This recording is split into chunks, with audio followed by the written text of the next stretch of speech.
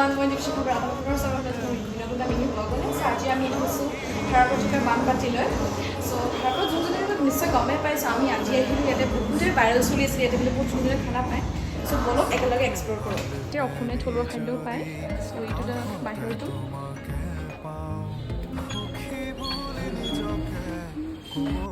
চ' আমি আহি ইয়াতে বহিলোঁ। চ' এতিয়া অৰ্ডাৰটো দিলোঁ অলপ অৰ্ডাৰটো চ' আপোনালোকক দেখাই আছোঁ আৰু ইয়াৰে ৰিভিউটো দিম।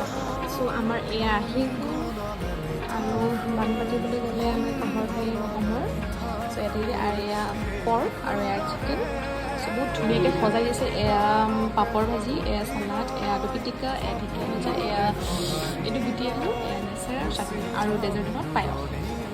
চ' আপোনালোকে নিশ্চয় আহি ভিজিট কৰি যাব। চ' আমি খাই ওলাই দিলোঁ।